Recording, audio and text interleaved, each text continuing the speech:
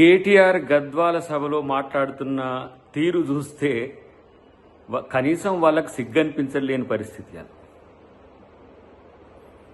39 మంది ఎమ్మెల్యేలని, 3 ఎంపీలని, 16 మంది పైచిలుకు ఎమ్మెల్సీలను, వివిధ పార్టీలకు సంబంధించిన వాళ్లను బీఆర్ఎస్లో చేర్చుకున్నప్పుడు ఎటుపోయింది మొహం? మాట్లాడితే దమ్ముంటే రాజీనామా చేయించు, మగతనం ఉంటే రాజీనామా చేయించు అంటున్న కేటీఆర్, మరి ఆ రోజు మీకు మగతనం దమ్ము లేకుండానా ఇంతమందిని జాయిన్ చేసుకున్న రోజు? మేము 10 మంది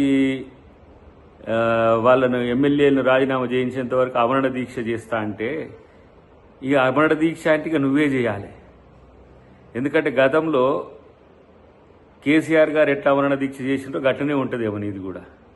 కానీ హైకోర్టుకు పోయినావు, సుప్రీంకోర్టుకు పోయినావు, సుప్రీంకోర్టు ఒక రూలింగ్ ఇచ్చింది, అది స్పీకర్ దాని మీద చర్చ చేస్తున్నాడు. అయినా కూడా ఈ రెచ్చగొట్టే ధోరణి ఎందుకు అనంటే, ఇవాళ మీ అస్తిత్వం పోతుంది కాబట్టి. తెలంగాణలో కనుమరుగవుతున్న బీఆర్ఎస్ పార్టీకి నేను నాయకుడిని అనుకుంటే అది నీ భ్రమ. కానీ ఇలా తెలంగాణలో మీ పార్టీ పరిస్థితి ఎంత ఘోరంగా ఉందో కనీసం తెలుసుకోరు.